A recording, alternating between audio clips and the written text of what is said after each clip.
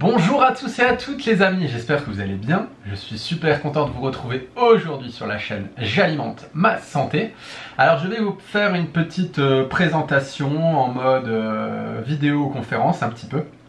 Voilà, pour vous parler de fitness et naturopathie. On va chercher ensemble un petit peu le lien entre les deux, les facteurs limitants de chacun et puis les avantages.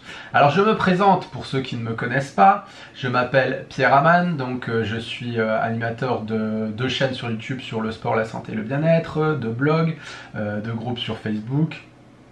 J'ai suivi des formations donc en naturopathie, en nutrition du sportif, en réflexologie, je suis aussi praticien Reiki et je partage aussi ma vie avec une professeure de yoga, ce qui me permet d'avoir en fait une vision du corps humain et de l'humain de manière globale. Voilà, j'aime bien me définir un petit peu comme expert du bonheur et voilà, mon but c'est de permettre aux gens d'être le plus heureux possible avec tous les outils dont je dispose. Voilà. Donc c'est parti pour la présentation sur le fitness et la naturopathie. Alors dans cette présentation, le but, ça va pas être de savoir qui est le meilleur ou quoi que ce soit, de jeter la pierre à certains coachs sportifs ou de jeter la pierre aux naturopathes, non pas du tout. Le but c'est de vous expliquer en fait qu'est-ce que vous allez pouvoir trouver avec l'approche du fitness et qu'est-ce que vous allez pouvoir trouver avec l'approche de la naturopathie. Qu'est-ce que ne sont pas les coachs de fitness et que ne sont pas les naturopathes, histoire de mettre les points sur les i un petit peu. Pourquoi je fais ce lien avec ces deux domaines? Parce qu'aujourd'hui, en 2018, quand on s'intéresse à la santé et qu'on fouine un petit peu sur internet, il y a deux gros domaines qui vont sortir si on a envie d'être en bonne santé aujourd'hui. Et ça va être le domaine du fitness, du sport. Voilà, j'ai tout regroupé au même endroit, alors ne venez pas me faire des remarques du genre le crossfit c'est pas du fitness, la muscu c'est pas du fitness, l'haltéro c'est pas du fitness, etc. Quand je dis fitness, c'est l'approche fitness, l'approche je retrouve la santé grâce à une activité sportive et une alimentation qui en découle. Donc voilà, je regroupe un petit peu tout ça là-dedans, la course à pied, l'haltéro, etc. Et on a la deuxième approche qui est un petit peu plus un retour aux sources au final, avec la naturopathie, avec une alimentation plus naturelle, avec des méthodes beaucoup plus douces, avec du yoga, de la méditation, vraiment quelque chose de plus zen. Donc on est vraiment dans cette approche-là avec la naturopathie et c'est ce que je voulais décrypter avec vous, histoire qu'on comprenne comment ça fonctionne et qu'est-ce que sont ces deux domaines en profondeur. Donc la naturopathie, c'est quoi? Voilà, qu'est-ce que c'est la naturopathie? J'en ai déjà un petit peu parlé, là, on va se pencher là-dessus. Alors qu'est-ce que j'ai écrit sur la naturopathie? C'est un ensemble de pratiques qui visent à aider l'organisme à se guérir de lui-même par des moyens exclusivement naturels. Elle repose sur une théorie selon laquelle la force vitale de l'organisme permet à celui-ci de se défendre et de se guérir spontanément. Elle consiste à renforcer les réactions de défense de l'organisme par diverses mesures d'hygiène, comme la diététique, le jeûne, la musculation, la relaxation, les massages, etc. Voilà, aidés par des seuls agents naturels comme les plantes, l'eau, le soleil, l'air pur. Un traitement médical ne devrait intervenir qu'en cas d'urgence. Donc là, on est vraiment sur ce qu'on appelle une médecine douce. Qui ne réfute pas la médecine moderne, mais qui, selon elle, ne devrait intervenir qu'en cas vraiment d'extrême urgence, de grosses pathologies ou de gros déséquilibres. Donc la naturopathie, bien des définitions ont été données, et tout bonnement, c'est l'art de rester en bonne santé et d'être à nouveau acteur et responsable de sa santé et d'en prendre soin par des moyens qui sont naturels. Donc on va s'intéresser maintenant aux avantages de la naturopathie. Donc pour moi ce qui est vraiment intéressant, c'est qu'il y a une approche globale des individus. C'est pas comme avec la médecine allopathique où on va aller voir un médecin et on lui dit voilà, moi j'ai un problème, je sais pas, j'ai mal à la tête, j'ai mal au ventre, etc. Et on va donner un médicament. Donc c'est une approche qui change, c'est une approche différente, c'est quelque chose de plus rafraîchissant qu'on ne connaît pas forcément dans nos civilisations occidentales. Et c'est bien d'avoir un peu le choix, c'est bien d'avoir un petit peu autre chose, des autres propositions. Tiens, j'ai des douleurs articulaires, vous pouvez essayer le yoga, monsieur. Tiens, j'ai des problèmes, j'ai des maux de tête, vous pouvez essayer de supprimer ou de diminuer la consommation de tel ou tel aliment. J'ai mal aux intestins, est-ce que vous n'êtes pas trop stressé?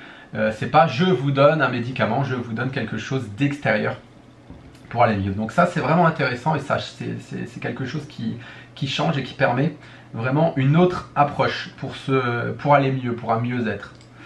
Alors ensuite, c'est donc une médecine douce qui permet de voir des améliorations sur la santé et des disparitions de troubles répétitifs. Donc encore une fois, si on a des pathologies qu'on va dire chroniques, encore une fois, je prends toujours les mêmes exemples qui sont relativement courants, hein. J'ai mal au ventre, j'ai mal à la tête, ça revient souvent, j'ai des migraines. Voilà, avec une approche naturopathique, avec des plantes, avec des choses qui sont beaucoup plus douces que les médicaments, pour retrouver la santé, avec des conseils en naturopathie, on va pouvoir faire passer tout ça de façon plus douce. Voilà, donc là c'est relativement intéressant aussi. Et ce qui est vraiment super avec la naturo, c'est qu'on va avoir des conseils d'hygiène de vie, on va se former en fait. C'est pas juste je vais voir un thérapeute, je vais voir un naturopathe et il me dit de faire ci et ça et puis c'est terminé. Non, non, c'est vraiment des conseils. Si c'est bien fait, si c'est récurrent, c'est une formation, j'apprends, en fait c'est ce qu'on aurait dû apprendre à l'école depuis toujours, mais on ne nous l'a pas inculqué, c'est j'apprends à écouter mon corps, j'apprends à être en bonne santé, j'apprends à connaître les signaux qui font que je suis en bonne santé. Voilà, je me forme à ça et puis peut-être qu'après ce savoir, je pourrais éventuellement le communiquer à mes enfants, je pourrais le communiquer à mes proches. C'est tout un tas de choses, un enseignement véritablement, une éducation qui est refaite de manière globale sur la santé des gens, sur votre santé, et puis avec les petites indications que les naturopathes vont pouvoir vous donner, voilà, des conseils en hygiène de vie. Tiens, ça et ça, c'est peut-être bon pour vous, ça et ça ne l'est peut-être moins. Voilà, ça permet aux gens d'apprendre à écouter leur corps. Donc, encore une fois, ça c'est vraiment des choses très positives. Et c'est vraiment des pratiques de santé un peu ancestrales, hein. C'est un peu comme ça que se soignaient nos grands-parents, qui se sont perdus depuis la Seconde Guerre mondiale et qu'on voit aujourd'hui refaire surface, notamment grâce à l'approche naturopathique. Donc ça, c'est vraiment très très très bien. Donc il ne faut pas voir uniquement le naturopathe comme quelqu'un qui va vous soutirer de l'argent pour une consultation ou quoi que ce soit, hein. C'est vraiment, je vais voir quelqu'un qui va m'aider, qui va m'accompagner dans une démarche pour me connaître. Voilà. Ensuite, c'est ce que je disais, s'intéresse à la cause plutôt qu'aux symptômes. Là, j'ai pris quelqu'un qui a mal à la tête. Ok, j'ai mal à la tête. Qu'est-ce qui se passe dans votre vie, monsieur? Je m'en fous de pourquoi vous avez mal à la tête au final. C'est qu'est-ce qui se passe dans votre vie? Quelle est votre alimentation? Quel est votre mode de vie? À quelle heure vous vous couchez? À quelle heure vous vous réveillez? Est-ce que vous avez des enfants? Une famille? Comment vous vous sentez dans votre famille? Est-ce que vous vous sentez épanoui? Voilà, je veux savoir toute votre hygiène de vie. Comment vous allez à la selle? Etc. etc. C'est bien que tout est pris en considération. Et en travaillant là-dessus, en général, les symptômes vont disparaître, sans pour autant passer forcément par la case de la médicamentation classique. Et ça, du coup, c'est un plus pour notre potentiel santé dans l'avenir. Donc c'est vraiment aussi intéressant. Et encore une fois, c'est une éducation. Parce qu'aujourd'hui, on va trop chercher la solution à l'extérieur. C'est j'ai mal à la tête, je prends un Doliprane et puis ça va passer. Non, pourquoi j'ai mal à la tête? Je veux savoir vraiment pourquoi. Si bien que, en fait, à force de suivre les indications et les conseils des naturopathes, on va, si c'est bien fait, on va tomber dans ce qu'on appelle une santé optimale tout le temps, en permanence, et du coup le moindre symptôme va nous alerter, et le moindre symptôme, on va savoir pourquoi. Par exemple, je vais super bien pendant des mois, j'ai la pêche d'enfer, je fais du sport, tout va bien dans ma vie, j'ai trouvé mon alimentation, et tiens, hier soir je suis allé faire la fête avec mes potes, et ben j'ai mal au crâne. Ah bah oui, voilà, je sais que j'ai mal au crâne parce que j'ai été faire la fête, j'ai picolé, etc. Bon, bah ok, tout va bien dans ma vie, j'ai une grosse phase de stress au boulot, bah, j'ai le ventre noué, j'ai mal au ventre, j'ai la diarrhée, je suis constipé. Ok, je sais que c'est un facteur extérieur à mon alimentation. Et tout ça, on peut vraiment le comprendre qu'en se tournant vers cette écoute du corps qui nous sera enseignée là-dedans. Ensuite, le dernier point, c'est vraiment au niveau de l'intérêt porté à la qualité des produits qui vont être utilisés dans l'alimentation. Ça c'est vraiment hyper important et c'est très bien de le souligner.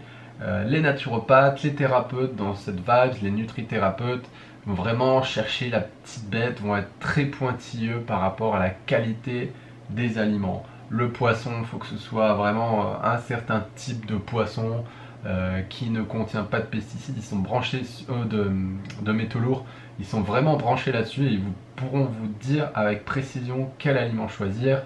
Si c'est sur le plan local, ils connaîtront en général les meilleures adresses à aller pour avoir les meilleurs légumes, où se fournir, dans quelle ferme, chez quel poissonnier il y aura les meilleurs poissons.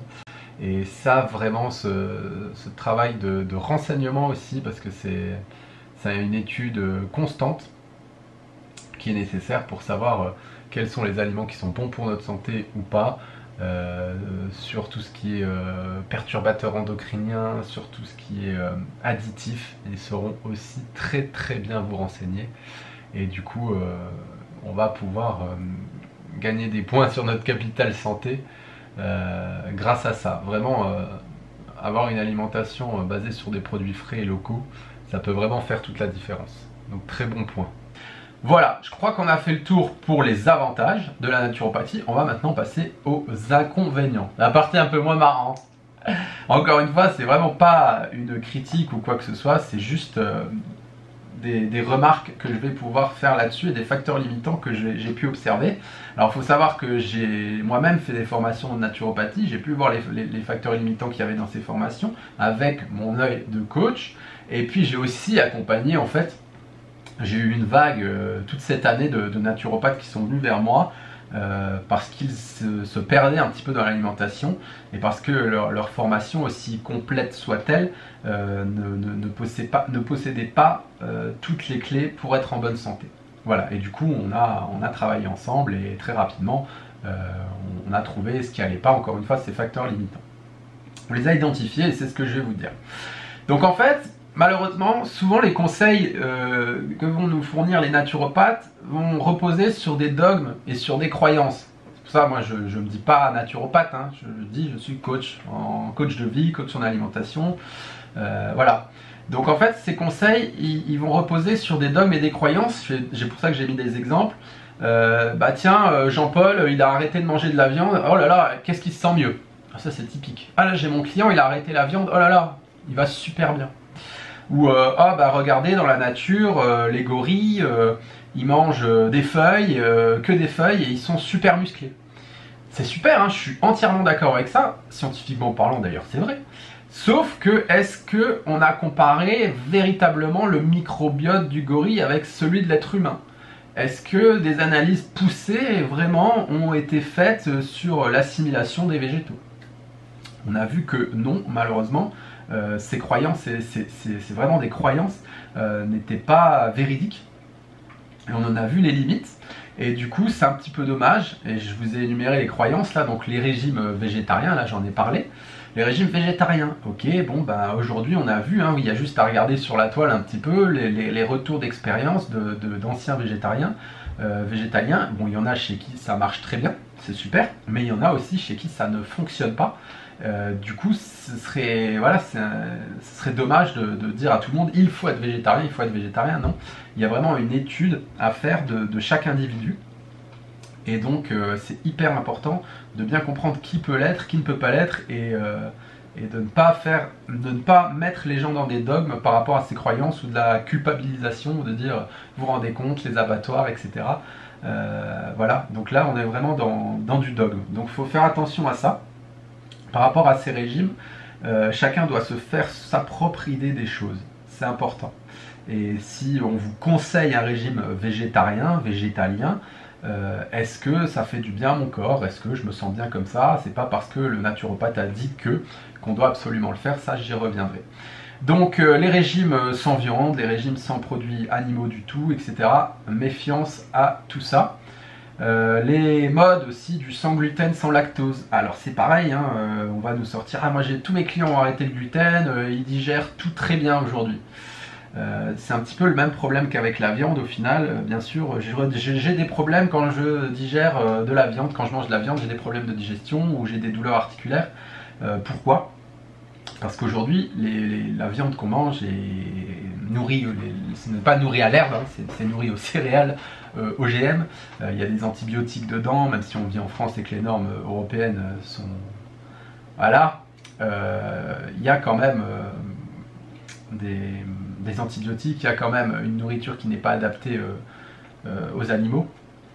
Les poulets sont élevés en batterie, etc. À part si on prend de la viande bio. Donc oui, effectivement, il y a un facteur limitant et oui, effectivement, on peut rencontrer des dysfonctionnements au niveau de notre corps si on se nourrit de cette façon avec cette viande-là. Maintenant, aller manger de la viande nourrie à l'herbe ou des poulets qui gambadent, il y aura déjà beaucoup moins de problèmes. Le gluten et du sans lactose sont au final exactement les mêmes. C'est un petit peu dommage de se dire bah, j'arrête complètement le gluten ou j'arrête complètement le lactose. Le gluten, son gros problème, c'est que le blé moderne, il a été génétiquement modifié, trop génétiquement modifié. Donc bien sûr, vu le nombre de chromosomes qu'il a aujourd'hui, le blé, les intestins, nos intestins ne le reconnaissent plus. Voilà, on ne le reconnaît plus comme quelque chose de naturel. Donc forcément, une réaction auto-immune est engendrée et on a ces problèmes de digestion. Le lactose, c'est pareil, les vaches ne sont pas nourries à l'herbe, elles sont nourries avec des céréales. Du coup, le lait est pasteurisé et chauffé, c'est pas du lait bio. Les vaches sont élevées dans des conditions horribles, donc tout le stress de la vache nous est communiqué. Et bien sûr, ce n'est plus un aliment naturel. Qu'est-ce qu'on va consommer en plus? Des yaourts qui sont froids, du lait qui est froid, qui sort du frigo. Et tout ça, ben voilà, pour des gens qui ont déjà des intestins sensibles, c'est juste catastrophique. Donc, est-ce que mon intolérance au gluten est vraiment due au gluten ou est-ce que si je mange de l'épeautre, ça va? Voilà, est-ce que si je mange de l'épeautre, ma digestion va s'améliorer? Est-ce que si je mange du lait à ma ferme, que j'ai été chercher à ma ferme du lait cru, je me sens bien ou j'ai des problèmes? Si c'est le cas, malgré l'épeautre, malgré le lait issu d'une ferme bio super top ou de fromage affiné avec très peu de lactose dedans, j'ai encore des problèmes, et bien ce ne sera pas forcément le gluten ou le lactose qu'il faudra remettre en question, ce sera l'état du système digestif de l'individu. Voilà, s'il y a une grosse inflammation, s'il y a des gros soucis, des gros désordres intestinaux, bien sûr que le gluten et le lactose ne passeront plus. S'il y a des grosses fermentations, si le microbiote est déréglé, bien sûr que le gluten et le lactose ne passeront pas. Petit à petit, en redonnant de la vitalité, en redonnant de l'énergie à son système digestif, normalement tout devrait pouvoir passer relativement bien. Et pareil, un petit peu les croyances des détox, voilà, hein, les détox, c'est génial, c'est super, c'est intéressant d'en faire. De temps en temps, quand vraiment on a fait des gros excès, permettre à son corps de se nettoyer au final, hein, c'est d'une logique même, hein, je veux dire, après les fêtes de Noël, on n'a pas envie de remettre le couvert une semaine après, de se péter la ruche avec de la grosse dinde au marron. Le corps de son propre chef nous envoie les signaux en se disant « Hé, mollo sur la nourriture ». Voilà, donc là, c'est des signaux qui disent « Ok, le corps a envie de se nettoyer ». Maintenant, être en détox en permanence, et prôner la détox tout le temps, grâce à divers procédés comme les jus de légumes, les jeûnes, etc., peuvent mener à une certaine restriction calorique, à une certaine baisse du métabolisme, qui à force peut mener à l'épuisement. Et ça, j'en parle en connaissance de cause, parce que bah, de un, ça m'est arrivé en ayant testé un petit peu tout ça, et de deux, bah, c'est vrai qu'aujourd'hui, je récupère pas mal de personnes qui sont dans ce cas. Donc, petite attention à tous ces conseils qui reposent sur des dogmes et des croyances, bien se renseigner avant et ne pas écouter au pied de la lettre tout ça. Ensuite, on y arrive sur le manque de connaissances en diététique. Donc la diététique, c'est quoi? Pour simplifier, c'est une pratique qui s'intéresse à l'alimentation équilibrée. En gros, quelle alimentation pour quel type d'individu? On va pouvoir demander ça à son naturopathe par exemple. Et la répartition en macronutriments. Quelle répartition en macronutriments vais-je avoir besoin? Et souvent ces questions, malheureusement, si la personne n'est pas formée à la diététique en amont, resteront sans réponse, parce que ça va être toujours les mêmes réponses. Ça va être il faut écouter son corps, les calories c'est pas important, si l'absorption elle est bonne, il n'y aura pas de problème, il faut manger à sa faim, etc. Je suis 100% d'accord avec tout ça, mais donner donner ces indications à des gens qui n'ont aucune connaissance en matière de nutrition et leur dire que les protéines animales sont acidifiantes, que les céréales provoquent des cols, que tout ce qui est produits industriels, confiseries, etc. sont vraiment à bannir pour la santé parce qu'elles sont très mauvaises, tout ce qui est gluten, produits laitiers sont également à bannir. Voilà, au final il ne nous reste plus que des fruits et des légumes à manger, ce qui fait relativement peu. Et au niveau de la balance calorique, on va pouvoir être rempli, hein. Vous mangez une grosse assiette de légumes, c'est super, c'est génial, hein. Sauf qu'on est rempli, hein. Je dis pas, moi je mange une grosse salade avec un filet d'huile d'olive, je suis plein, sauf que sur la balance, je vais avoir 200 calories.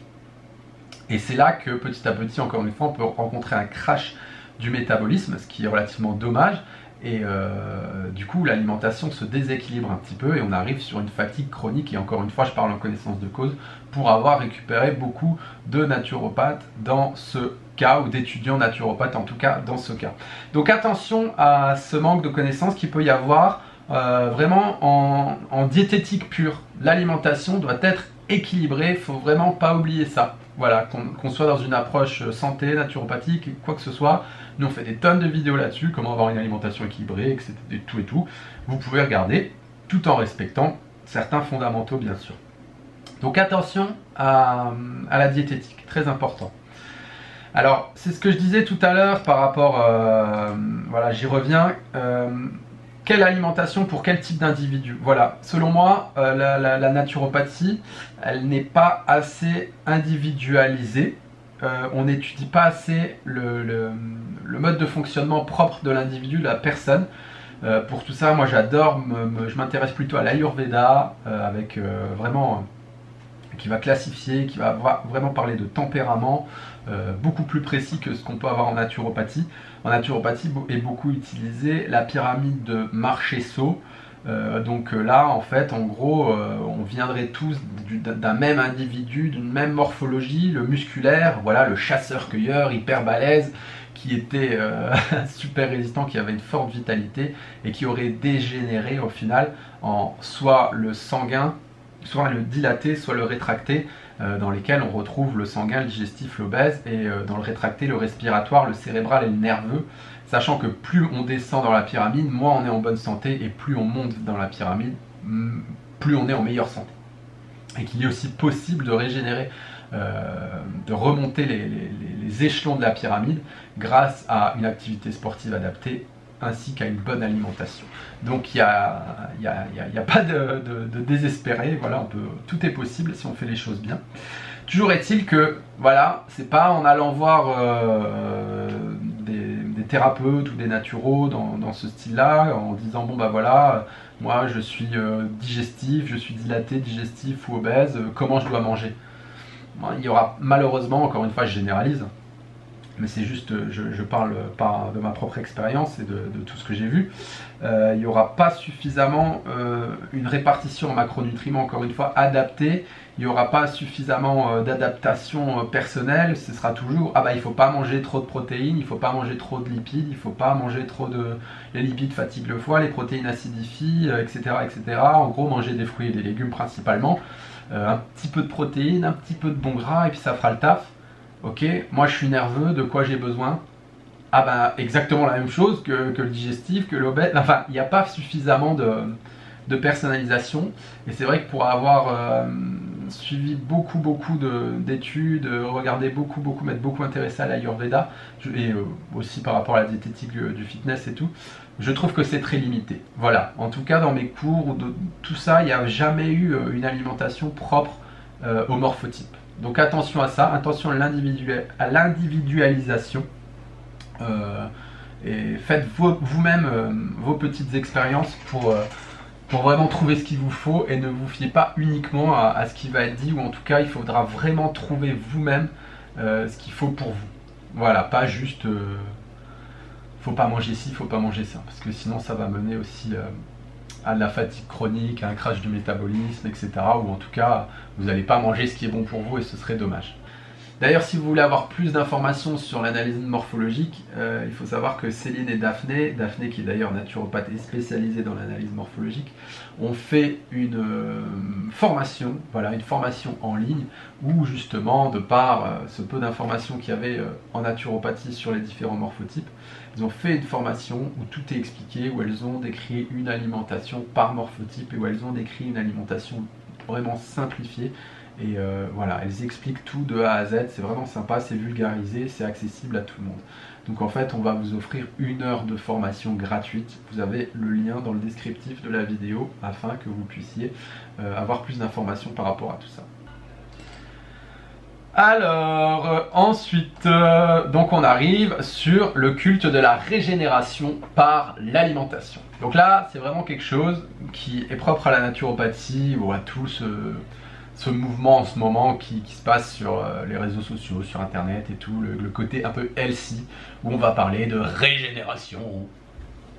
Alors moi, pour illustrer ce que vraiment j'ai envie de vous dire, c'est un peu un gros bloc, mais c'est que voilà, dans cette mouvance, le culte de la régénération par l'alimentation est supérieur à ce que peut faire pour nous l'activité physique.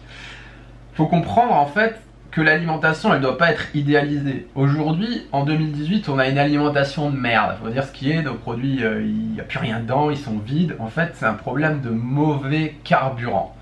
Et l'alimentation, c'est pas ce qui va nous faire grimper les échelons de la pyramide de Marchisso, au final, c'est le sport qui va nous permettre ça. L'alimentation, ça doit être juste le carburant qui nous permet de faire une activité physique qui va nous faire régénérer. Mais on peut manger de la meilleure façon du monde, à faire les cures de jus, les machins, le truc super équilibré, gna gna gna gna, on sera juste à notre plein potentiel. Et en fait, c'est ce qu'on devrait tous savoir en vivant dans la nature, etc. On sera juste en forme, mais on ne régénérera pas. C'est hyper important de comprendre ça, hyper important. On va pouvoir améliorer sa santé, peut-être. En fait, on améliorera sa santé par rapport au déséquilibre qu'on avait. Je me suis déséquilibré avec du McDo, avec des kebabs, avec de l'alcool pendant des années. Je mange bien, je retourne à mon plein potentiel, mais je ne régénère pas. Ok? Donc il y a un culte de la régénération. Et donc j'ai pris l'exemple d'Edmond Desbonnets, qui est le père de la culture physique en Europe. Pour la petite histoire, après la guerre 14-18, donc en fait tous les hommes, voilà, on se remet en 14-18, tous les hommes vitaux, tous les hommes les plus balèzes, tous les hommes les plus forts sont partis au combat. Ils sont morts au combat. En 14-18, c'était un peu l'hécatombe. Donc qu'est-ce qui s'est passé? Il restait que les faibles. Voilà, il restait que les plus faibles, les moins vitaux, les malades, etc. Dans les campagnes, pour se reproduire du coup, pour repeupler un petit peu la population. Et c'est comme ça en fait qu'on fait une population de dégénérés en envoyant tous les hommes les plus vitaux à la guerre. Donc à la fin de la guerre 14-18, la France était une des armées les plus puissantes au monde, hein, je crois que c'était la plus puissante au monde, et on a vu les résultats en 39-45. Hein. La Deuxième Guerre mondiale, c'était nettement moins glorieux. Pourquoi? Parce qu'il y avait eu cette génération de dégénérés, tous les hommes les plus vitaux étaient morts au combat. Et Edmond Desbonnets s'est rendu compte de tout ça, il s'est dit oulala, là ça va pas du tout, on est en train d'avoir une génération d'estropiés, et il faut comprendre une chose, c'est que il y a l'acquis et il y a l'inné au niveau de notre vitalité. L'acquis, c'est ce qu'on va acquérir comme vitalité durant toute notre vie. Et il y a l'inné, c'est ce avec quoi on est. Et l'inné, c'est notre père et notre mère qui nous le donnent. Donc ça veut dire qu'on peut avoir un super capital de vitalité quand on naît. Voilà, super, c'est génial, je suis super vital, je suis en pleine forme, ma vie d'enfant. Et dégénérer parce qu'on a une mauvaise alimentation, on a une mauvaise hygiène de vie, on boit de l'alcool, on fume, on va dégénérer. Et cet inné, on va le détruire totalement, ce qui fait que notre acquis va être de mauvaise qualité. Comme à l'inverse, on peut naître avec un petit potentiel de vitalité et transformer tout ce petit potentiel de vitalité inné en un super potentiel d'acquis. Et tout ça, que ce soit en positif ou en négatif, on va le retransmettre à nos enfants. Donc Edmond Desbonnets l'avait bien compris et il s'est dit, tous ces guignols qui restent là, qui sont restés, qui sont pas allés au front, et ben moi je vais en faire des surhommes, je vais en faire des gens costauds et je vais vraiment servir à ma nation en inventant une méthode qui va permettre, une méthode de culture physique qui va permettre aux gens de se muscler et de regagner en vitalité, de vraiment régénérer, quoi, vraiment régénérer. Et donc il a fondé 200 écoles, je crois que c'est 200 écoles, je retrouve, 300 centres de gymnastique médicale, comme il l'appelait, 200 succursales dans le monde entier.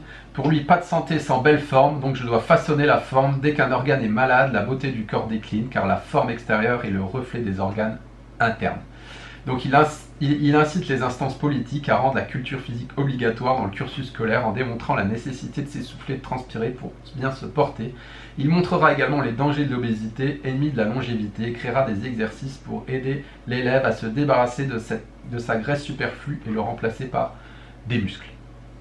Donc déjà dans les années là, il avait déjà tout compris, c'était vraiment un visionnaire et c'est à lui qu'on doit toutes les salles de remise en forme qui existent et c'est pour ça qu'on peut encore faire de la muscu, c'est pour ça qu'on a la vitalité finalement de pouvoir faire de la musculation, de pouvoir faire du fitness, de pouvoir faire du sport, nous tous.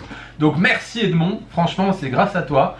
Et voilà, donc en fait je voulais montrer ta petite histoire, son témoignage pour vraiment montrer que de par une génération de dégénérés, on peut transformer tout ça.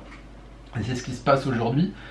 Si on fait bien les choses, si on met les gens à l'activité physique, au sport, etc., on pourra vraiment faire régénérer les gens parce qu'aujourd'hui on voit que les gens sont malades, on voit que les gens ont un système immunitaire défaillant, on voit que les gens sont peu résistants et on se rapproche avec tout ça de l'obésité et d'un manque de vitalité. Donc si on fait les choses proprement, on pourra vraiment avoir de super résultats sur notre santé à une échelle beaucoup plus globale.